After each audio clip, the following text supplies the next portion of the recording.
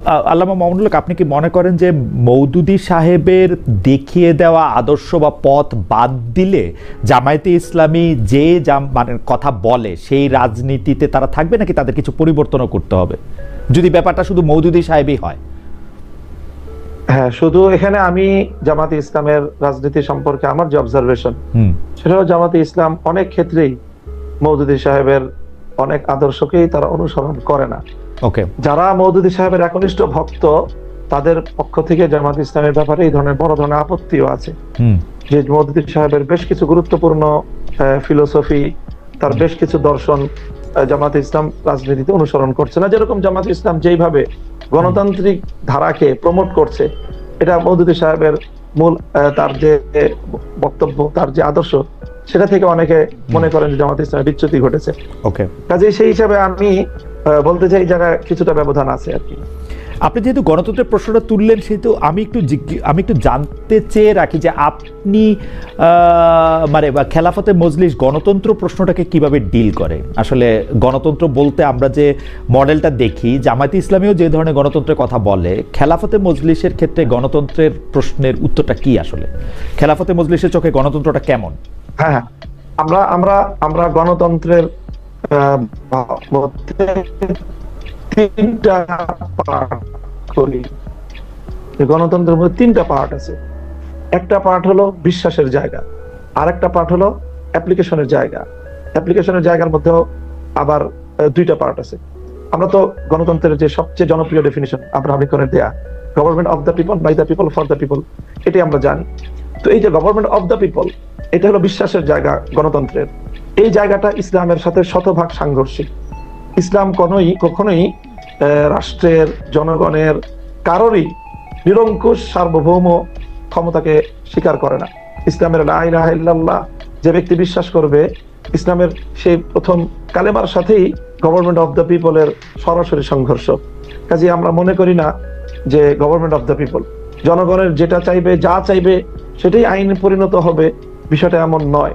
বরং সমস্ত মানুষ মিললেও, তারা ঐক্যবদ্ধ হলেও, একমত হলেও আল্লাহর কোন আইনের বিপরীত তাদের কোনো আইন করার অথরিটি বা সেই অধিকার তাদের নেই। এই জায়গাটা গণতন্ত্রের সাথে সম্পূর্ণ আমরা ডিফার করি। ফর দ্য পিপল যেটা, এটা গণতন্ত্র যেটা বলে যে সরকার বা রাষ্ট্র জনগণের কল্যাণে কাজ করবে, এটার মধ্যে ইসলামের সাথে গণতন্ত্রের সাথে কোনোই ব্যবধান নাই, শতভাগ মিল আছে। বাই দ্য পিপলের যে জায়গা, সেটা ইসলামের একটা ভিন্ন ফর্মুলা আছে, গণতান্ত্রিক নির্বাচন ব্যবস্থার একটা ভিন্ন ফর্মুলা, সেটা শতভাগ ইসলামের সাথে মিলে না। তো আমরা শুধুমাত্র বাই দ্য পিপল, যে জনগণ নির্বাচন যে পদ্ধতি গণতন্ত্রের, আমরা মন্দের ভালো হিসাবে গণতন্ত্রের নির্বাচন ব্যবস্থাটাকে আমরা অল্প সময়ের জন্য বা সাময়িক সময়ের জন্য বিকল্প ভালো কোনো ব্যবস্থা না থাকায় আমরা গণতান্ত্রিক নির্বাচন পদ্ধতিকে আমরা অনুসরণ বা সেটাকে আমরা প্রয়োগ করছি বা সেটাতে অংশগ্রহণ করছি, বিষয়টা এতটুকু। আপনার কি এই ক্ষেত্রে ইরানে যেটা চলে বা শিয়ারা যেটা দ্বাদশ ইমামীয় মতবাদের মধ্যে দিয়ে যারা এটা এগিয়ে আসছে, মানে স্টার্টিং ফ্রম আলী রাদিয়াল্লাহু আনহু, তারপরে হাসান হোসেন জয়নাল আবেদিন মির্তকি মিন্নকি হয়ে, তারপরে এটা হয়ে যে 12 ইমামীয় যে মতবাদ, যে ইমাম সাহেব তার একটা খেলাফত বা বায়াত দিয়ে যাবেন, আপনারা কি ওইটাতে আস্থা রাখতেছেন বা ওইরকম একটা কিছু করবেন? না, সেটাকে তো আমরা সঠিক মনে করি না। তাদের যে শিয়াদের যে ইমামতের যে বিশ্বাস, সেটা একদম আমাদের মৌলিক প্রিন্সিপালস গুলির সাথে সাংঘর্ষিক। সেটার সাথে আমাদের বিশ্বাস বা কর্মের কোনো সম্পর্ক নেই। তাহলে আপনারা কিভাবে করবেন এটা? আপনারা গণতন্ত্রকে মেনে নিচ্ছেন, মানে আপনারা গণতন্ত্রিকভাবে নির্বাচিত হয়ে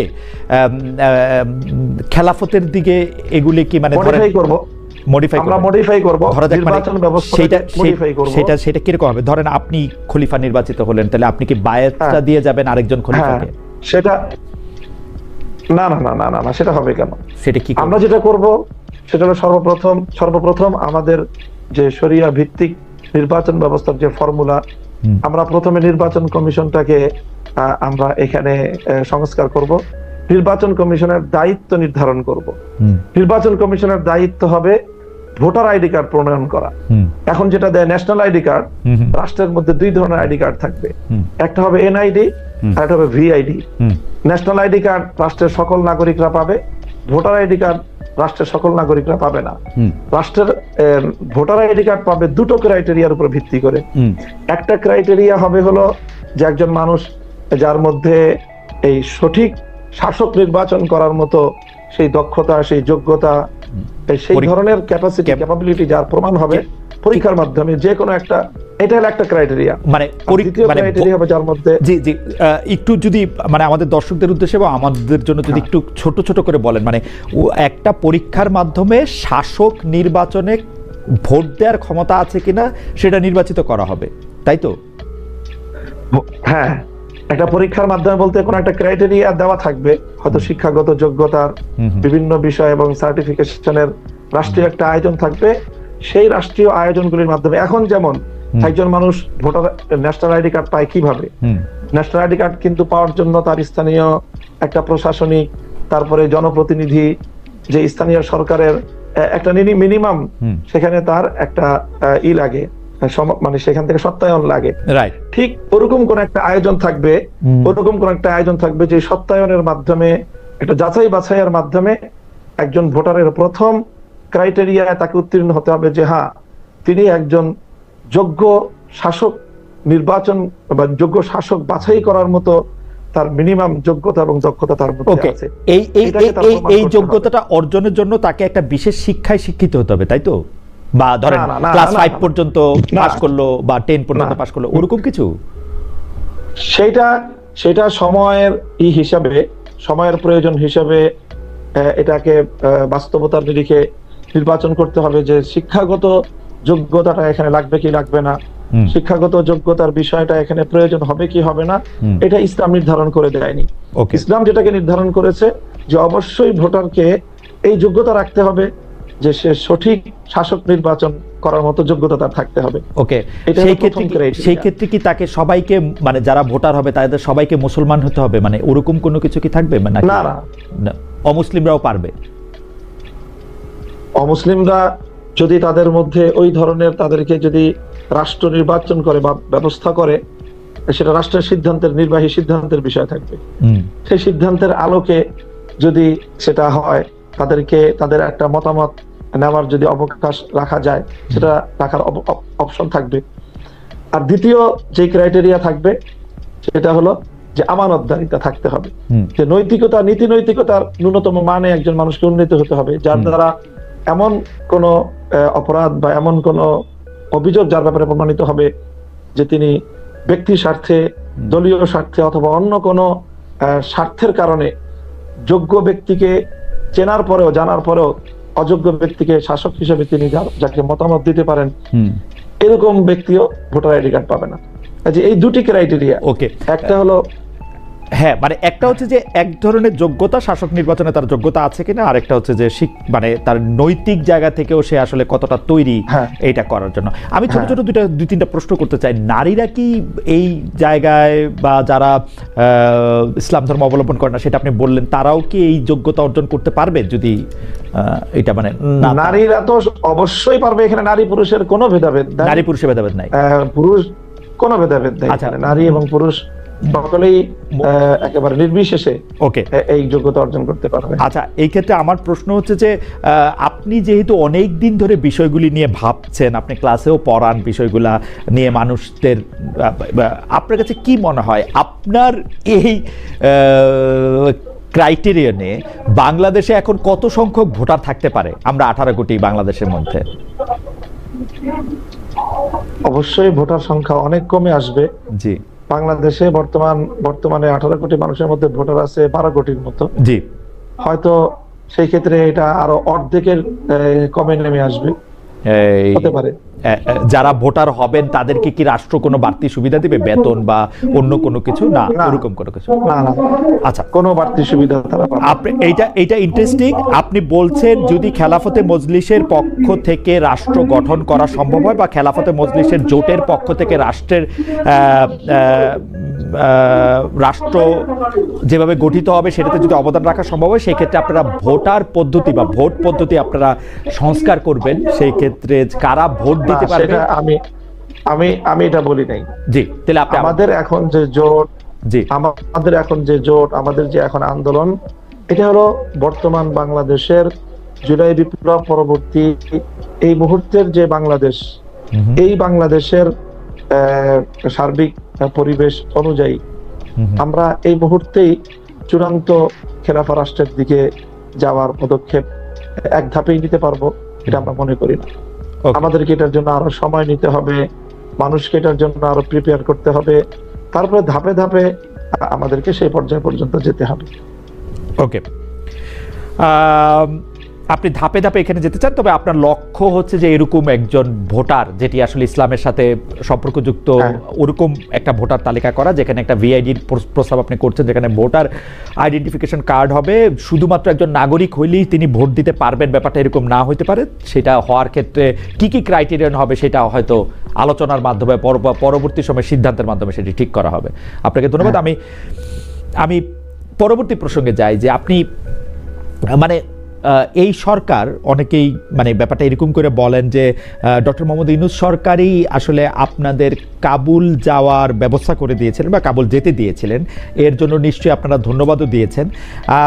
আমাদের যে অন্তর্বর্তী সরকার আছে অর্থাৎ ডক্টর ইউনূসের সরকার, আপনাদের মাধ্যমে তালেবান সরকারকে কি কোনো বার্তা দিয়েছিল? আপনারা এর মধ্যে সংবাদ মাধ্যমে বলেছেন যে তালেবান সরকার আপনাদের মাধ্যমে বাংলাদেশ সরকারের কাছে অনুরোধ করেছে যাতে ঢাকায় তাদের কূটনৈতিক মিশন সক্রিয় করা যায়। মানে এই বিষয়ে কোনো আপডেট আপনারা জানাতে পেরেছেন কিনা তালেবান সরকারকে? মানে তালেবান সরকার আপনাদের কাছে কি চেয়েছে সেটা আপনারা আমাদের জানিয়েছেন। বর্তমান অন্তর্বর্তী সরকার যে আপনাদেরকে আফগানিস্তানে বা কাবুলে পাঠালেন বা যেতে দিলেন, সেই ক্ষেত্রে তাদের কোনো দাবি ছিল কিনা ডক্টর ইউনূস সরকারের আফগানিস্তান সরকারের কাছে বা তালেবান সরকারের কাছে? আমাদের আফগান সফরের ব্যাপারে, ইমারাতে ইসলামিয়ার সফরের ব্যাপারে বর্তমান সরকারের কোন ভূমিকা তো দূরের কথা, এটা তাদের জানারও বিষয় না। কারণ আমরা এখানে বাংলাদেশে আফগানিস্তানের তেমন এখানে দূতাবাসও নেই, ভিসা প্রসেসিং এর আয়োজনের এখানে নেই। আমরা এটা যুক্তরাজ্যের একটা প্রতিষ্ঠানের মাধ্যমে লন্ডনের মধ্যস্থতায় সেখান থেকে আমাদের ভিসা প্রসেসিং হয়েছে, এবং বাংলাদেশ থেকে যেহেতু সরাসরি কাবুলে যাতায়াতের কোনো উপায়ও নেই, এজন্য আমরা বাংলাদেশ থেকে যাইও নি এবং সোজাসুজি বাংলাদেশে আমরা আসতেও পারিনি। কাজেই এটার সাথে সরকার অথবা সরকারি কোনো কর্তৃপক্ষের ন্যূনতম কোনো সম্পর্কই নেই। এখানে আমরা সম্পূর্ণ ব্যক্তি উদ্যোগে, ব্যক্তি ইচ্ছায় এবং যুক্তরাজ্য ভিত্তিক একটা সংস্থার মধ্যস্থতা এবং তাদের আয়োজনে সেখানকার কাবুল সরকারের আমন্ত্রণ সেই সংস্থার মাধ্যমে আমাদের কাছে এসেছে, আমরা সেভাবে গিয়েছি। সেখান থেকে সেই রাষ্ট্রের গুরুত্বপূর্ণ ব্যক্তিবর্গ তারা বাংলাদেশের সাথে কূটনৈতিক সম্পর্ক স্থাপনের আগ্রহ ব্যক্ত করেছে। আমরা সেই বার্তা প্রেসের মাধ্যমে বর্তমান সরকারের কাছে আমরা পৌঁছে দিয়েছি। আপনাদের আফগানিস্তান যাওয়ার সময় বা কাবুল যাওয়ার সময় আপনারা সরকারের কাউকে আপনারা ইনফর্ম করেন নাই যে আমরা আসলে আফগানিস্তান যাচ্ছি বা আফগানিস্তানের বা কাবুল সরকারের সাথে কথা বলতে চাচ্ছি, সেটা আপনারা এটা বলেন নাই? না। ওকে, তো আপনাদের যে অনুরোধ আপনারা সরকারের কাছে পৌঁছে দিয়েছেন যে কূটনৈতিক মিশন করা যায় কিনা, সেই ব্যাপারে সরকার আপনাদের কিছু জানিয়েছেন? মানে কোনো আপডেট আছে সে ব্যাপারে?